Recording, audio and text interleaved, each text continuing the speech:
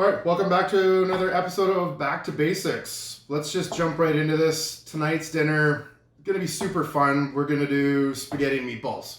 Super straightforward, lots of fun, but we're gonna jack it up a little bit, have a little bit of fun. So instead of just using dried noodles, let's make some pasta. So basically what I've done is I've weighed out roughly about a pound of all-purpose flour. I've got 10 egg yolks, 2 whole eggs. We're going to fire that in here real quickly. Before we get to that, I've mentioned a bunch of times that we always cook gluten-free at home. So I just want to let some of the gluten-free people out there know that Pamela's seems to be a solid product that we use at home. It mimics as close to our regular all-purpose flour. Obviously, the gluten content in it is going to be a bit of an issue. However, this seems to work out really well. I've tried 3-4 different kinds so far, and this one seems to be a bit of a winner. So shout out to Pamela's. So I've developed a little bit of a well. Normally we would do this on our board. I don't want to make a huge mess, and I don't want to deal with scraping my island, my wood top here for the next 45 minutes. So created a well. Again, 10 egg yolks, 2 whole eggs. Fire that in.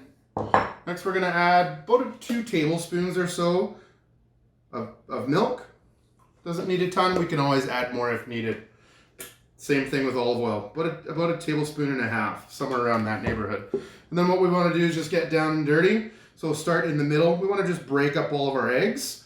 And what that's going to do is going to start incorporating some of that flour. So this is just a process of patience. So we can start knocking in some more of that flour. See that it's starting to come together. All of our eggs are all beat up. And just start working it in, okay? Away we go. Don't be afraid to make a mess. You're gonna make a mess anyway. So you can see that it's really starting to come together in our bowl. Again, we're not dealing with it on our cutting board just yet. We're gonna get to that in about a minute or so. You see, we're starting to get that beautiful yellow color from all those yolks, okay? So roughly at about this point, a lot of the stickiness, I've incorporated a bunch of that, so we're not going to see that huge mess on our board. Now's the time I'm going to take it out. I'm going to take a fair amount of flour right onto our board. It's inevitable we're going to make a mess. It's just the sticky stuff that sticks to the board that becomes a bit of an issue. So knock that right out. Scrape your bowl as best as you can. Don't want to leave too much there. And just start kneading. And this is the process. So this kneading process, typically when we're using a gluten flour, obviously we've got the gluten-free, as I've said a couple of times now, is this process takes about 20 minutes because we want to develop that gluten content. Obviously, we're in a bit of a different situation with using this type of flour. So really what this is just incorporating and making sure that our moisture content within our pasta ball makes sense. If it's too sticky, we're not going to be able to cut it in the pasta machine. Okay, it's going to be a bit of a bear to get in the pasta machine, rolling it out, and then cutting it is going to be really the big issue. So as you can see, my board's fairly clean. It's not so bad. I'm not going to have a huge cleanup to do. Okay, it's going to knock off all this stuff off my hands. That way we get as much out of this as possible. So now we just wait. Just gotta wait, just gotta keep working. Okay, still a little bit tacky. Not quite what we're looking for, so a little bit more flour on the board. And keep going. So if you're thinking about going to the gym today, don't bother. Just make a pasta bowl. Get those arms jacked up, right? Get a little bit of a sweat on it. Depends how hard you're working it. One eternity later.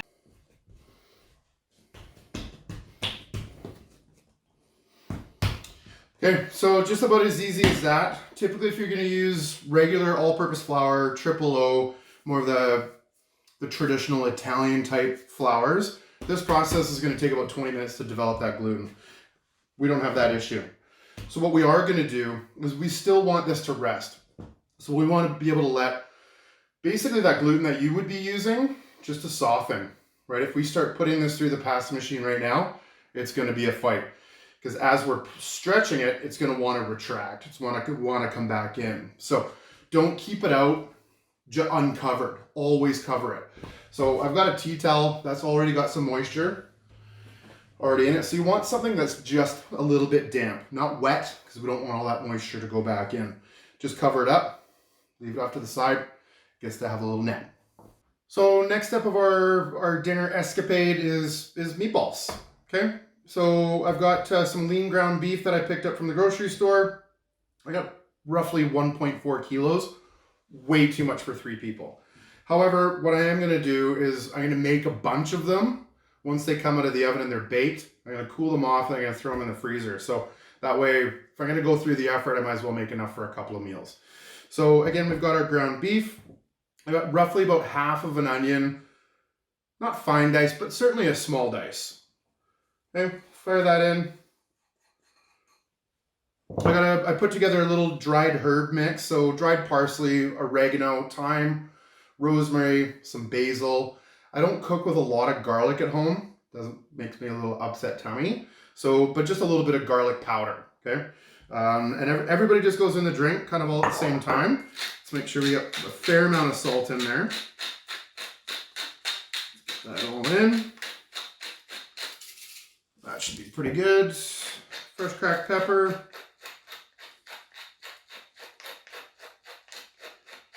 There we go. Get that in. Okay, I did a little bit of homemade breadcrumbs. So all I did was just take bread ends that we keep in the freezer, toss a little bit of olive oil, some salt and pepper, toasted them up in the oven, and then just smashed them up. So a couple good sized handfuls. So what, a cup and a quarter maybe? Something along those lines. So cup 2 ingredients I forgot to get. I'll be right back. Got to get a couple of eggs, a little bit of milk. Back into the magic fridge. There we go. Just a little bit of milk for moisture. We've got the lean ground beef, so we want just a little bit of extra moisture in there. Fire that in. Couple whole eggs. 1, 2. That's it. Pretty straightforward. Let's get our hands in there. Get both hands in there. Let's get dirty. And away we go. Give it a really good mix. We want all those herbs, all those dried spices to be really well blended. So I think everybody knows why we put an egg in there. It's obviously a binder. So it's going to help hold that meatball together, right? So make sure that gets really incorporated really, really well. Okay, and the breadcrumbs are going to be for a bit of a stability. It's going to help absorb a little bit of that moisture. I know we just talked about putting some more in, but it's just all those ingredients really help it so it just holds, right? So much better. Nothing worse than getting a meatball on your plate and it totally falls apart. Definitely something we don't want to do. Okay, you can put cheese in here. Typically I would put some cheese in here, but I'm going to end up putting these in our tomato sauce and then over top of our spaghetti, which we're going to have plenty of cheese in already. So that's that. Put together nicely. Looks great. So the next thing that we're going to do is really portioning these guys out. So there's a couple of different ways that we can do it. Just scoop and roll. That's one option. Voila, meatball. I like them to have a little bit of consistency. I don't want to fight with the size and the cooking process. So all I've got is just a little 1/4 cup dry measure. Put it in. Knock it out. Okay, give it a quick roll. And just line them up like little soldiers. These guys are going to go into the oven. I'm going to put them in probably at 425 for probably about 15-18 minutes. I don't want them necessarily to cook all the way through right away because, again, we're going to be putting it into our tomato sauce. So 425. Why 425? Well, really what I want to do is just start cooking the outside and caramelizing the outside. So the higher heat, the more caramelization that's going to happen. So that's just a flavor add, and it's going to help to have those proteins already tightening together to hold our meatballs together.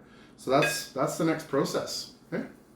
Now that we've got them all rolled out, looks like we've got at least 2 meals, which is fantastic. Exactly what we wanted. Half for tonight, and we'll freeze the rest for another rainy day.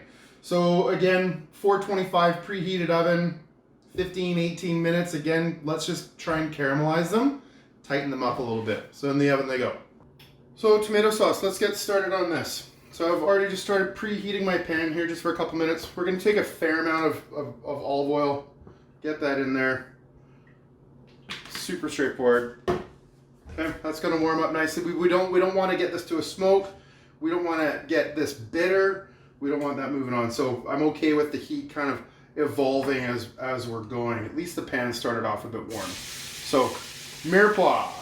You can see that I've actually cut it up pretty small. So what I'm not going to do at the end of this is I'm not going to puree the whole thing. So I want these chunks of veggies, carrot, celery, and onion, just to be nice and small. So we're going to saute these, sweat them off. A lot of people ask, well, why would you put carrots in there?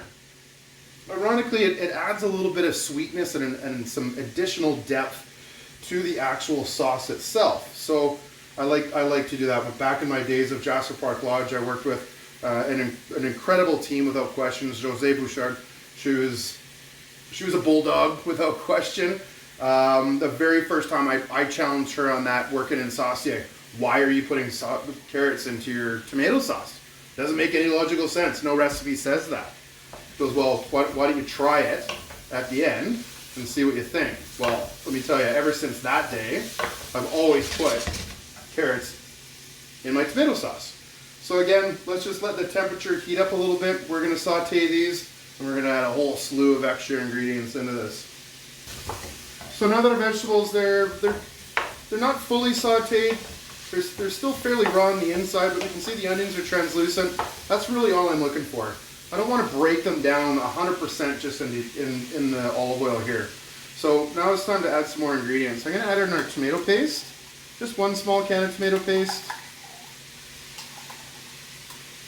And I'm going to want to cook this out in the pan a little bit. I'm going to extract, I want this to caramelize a little, extract a little bit more sweetness, so we're not sitting with too bitter of a product. So just a nice incorporation into our mirepoix.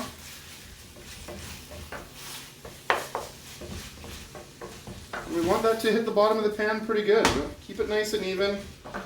Start getting a little bit of sticking to the bottom of our pan.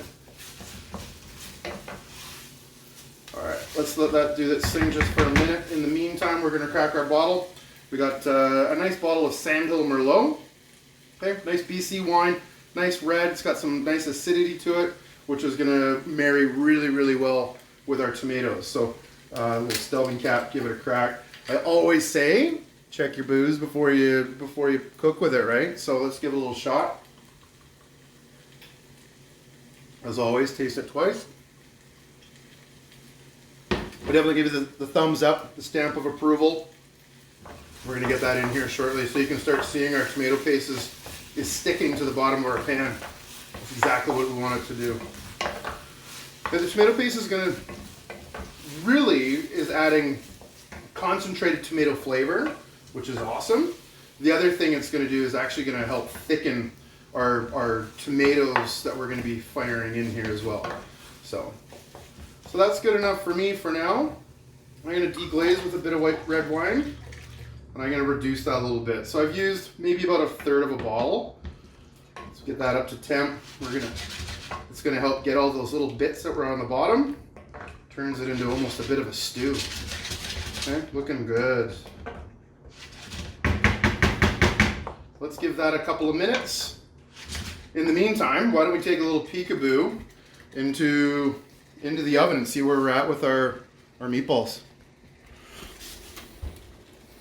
Oh yeah, coming along nicely. You can see that they're starting to get a little bit of brown on the outside. It's exactly what we're looking for. A few more minutes yet.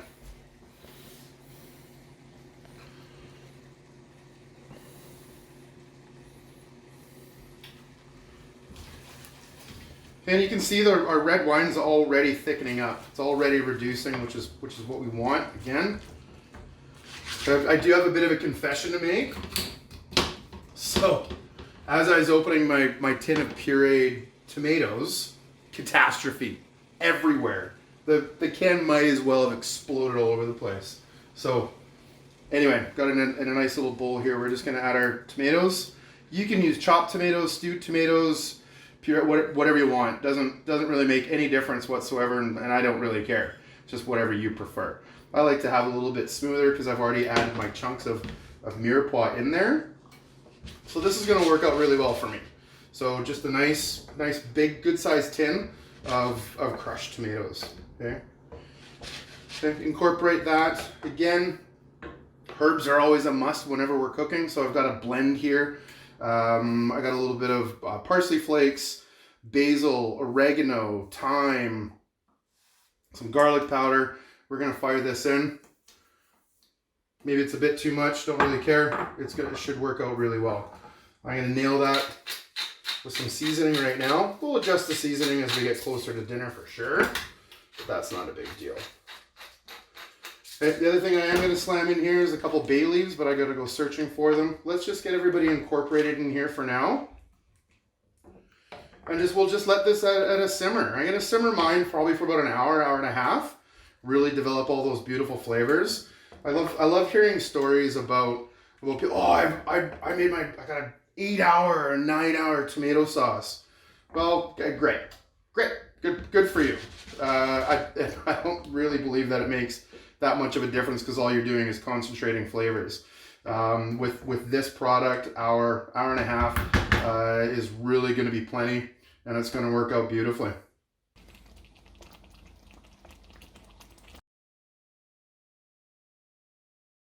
Okay, so pasta's been sitting for a little bit. Like I said, it just needs to hang out just to loosen some of the gluten if you're using a typical all-purpose flour. So I'm just going to start cutting this off into smaller, more manageable pieces. So quarters, sure, why not? That should work just fine.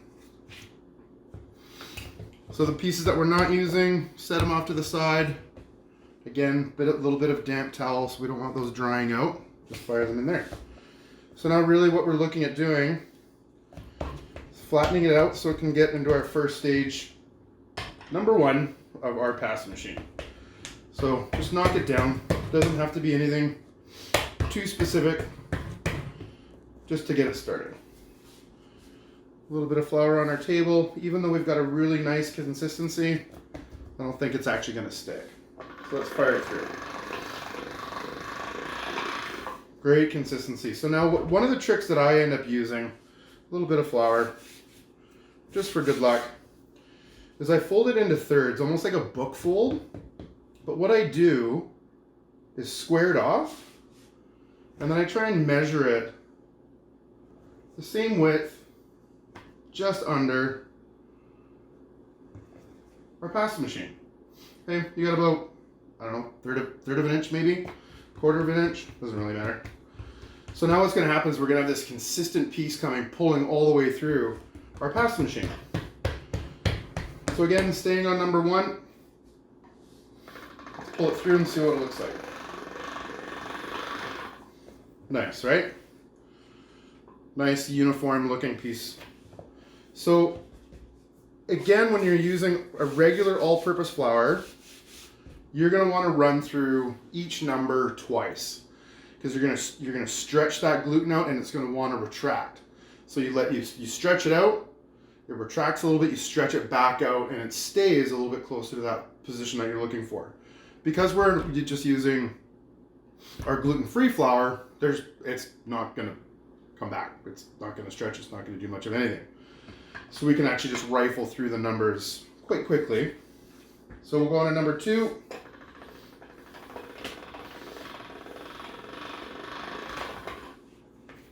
Again, beautiful shape. Hit it up to number 3. I like to fold it over and back and over again. So that way I'm not stretching the pasta, because if we just try and do it while it's all the way out, pasta's going to start getting a bit deformed. So I like to just have a good solid hold on this all the way through. Get it started. Fold it over. And now, gravity is not going to be our enemy. Again, nicely through. So you can see as the way this is stretching out, getting a really nice piece here. I'm going to go one more. I'm going to go to 4 and see what that looks like, because we still have some decent width, some width here on our pasta. And I think we can get a little bit longer. And if it doesn't work, not a big deal. We'll just go back at it. There we go. Look at that. Beautiful. So now a couple different options. I do like to twirl my pasta when I'm eating. So we can either cut this super long, which I don't always advise. So why don't we just give this a quick score and a half. We're gonna put our blades on. So the wider ones are gonna be fettuccine, or like a linguine. The smaller ones is gonna be what we're looking to use as a spaghettini. So we're gonna put that on. However, with fresh pasta, the spaghettini is not always gonna work out. So that's where the consistency of the dough comes in, to be able to have enough moisture that you've got good mouthfeel, but it also has to be dry enough to cut all the way through. So let's just shoot for it, and we'll hope for the best.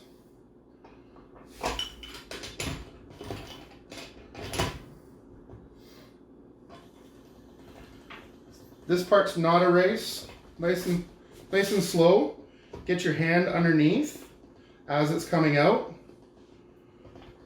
That way we can kind of rescue it. Make sure that it's cutting and pulling all the way through. Had a little bit of a fold there at the end. Not that bad, eh? Looks pretty nice. So I'm just gonna fire that on our sheet pan. I'm gonna take a little trick. I'm gonna take a little bit of cornmeal. Just gonna dust it with some cornmeal because it's coarse enough to actually keep everything separated.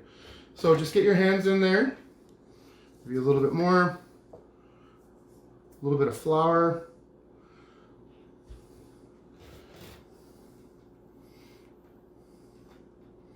So now, we put that together in the corner. When we go pick that up in a little bit, we're just gonna fire that right into the boiling water. Bob's your uncle, spaghettini. So now we've got our second one here. So let's go ahead and see what that does. Hopefully we're 2 for 2. Moments will tell. Again, nice and slow. Pull your pasta over, get onto the back side of it.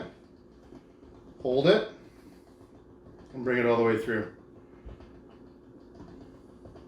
Looks like we've hit perfect consistency. It's cut beautifully all the way through. There we go, spaghettini. I'm gonna see you guys in a little bit. I'll finish the rest myself. Awesome, so supper's almost ready. Starving, not really, because I got lots extra on here. Meatballs, I put them in the tomato sauce. They've been in there probably about half hour. So I've let it go a little bit longer than I had discussed earlier, but they're just absorbing all that beautiful flavor. They're gonna be fantastic. I've got a rolling boil here, salted water. I put a little bit of oil in it as well. So now it's time to blanch our fresh pasta. So let's go ahead and grab it, and we'll throw it in and hope that it doesn't clump up and turn into a turn into a nightmare. Here we go. This is literally just gonna take a couple of minutes. It's not gonna take long at all. So let's just keep a close eye on it. I think I'll do it in a couple of batches here because I don't want to turn it into a big clump. Okay, looking for El Dente. Just keep trying it. It's the gluten-free stuff, so it makes it all weird. Give it a shot. Throw it against the fridge. I really don't care. If it sticks, I don't know. Is it done? If it falls off, is it done? I actually don't know. Pasta's coming off, and we're just about ready to eat. Beauty. Everything's coming together. Just perfect timing. Everything's, as you can see, is steaming hot. Noodles just came out. Strain them. There's an old wives' tale about washing your noodles, right? Getting all the starch off. I actually like it. It works for me. Gives it some silkiness. So I typically don't kind of wash my pasta. But what I am going to do with our noodles, we're just going to hit it with a bit of olive oil. Going to season them up. The sauce is seasoned quite nicely. There's tons of flavor in it, so I don't need to do too much to this. Okay? Super easy, salt and pepper. That's it. Give it a toss. Fresh noodles. Look at those colors. The colors look great, don't they? Not that white box stuff that you typically get. So this is a bit of a treat for us tonight. I don't do this very often. So let's portion this out.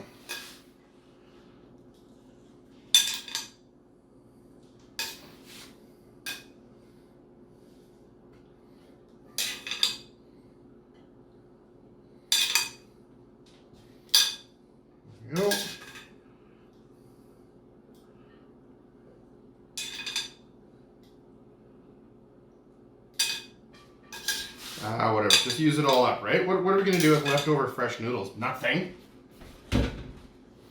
Okay, so I portioned out, I think I did four good-sized meatballs per.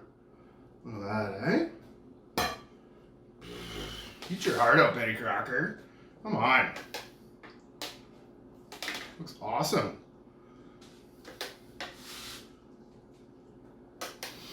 Everything made in-house, tomato sauce, meatballs, pasta. I didn't make the cheese. Whatever. I don't think anybody does. Here we go. Sunday dinner, just about there. Gotta hit it with the almighty parm.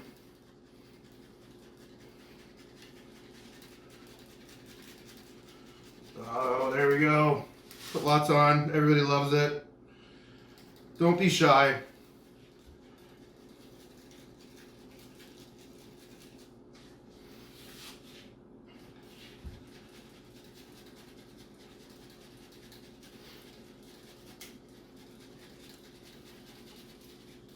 There it is.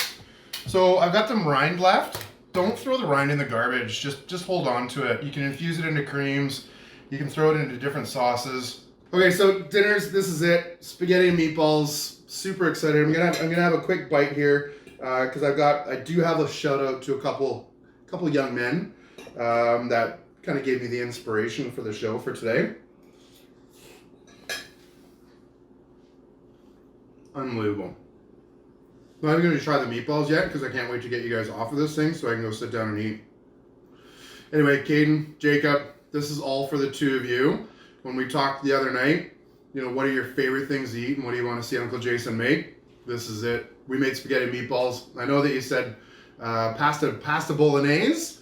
So this is Uncle Jason's version of pasta bolognese, spaghetti and meatballs. Eat your heart out. Love you guys. Stay safe.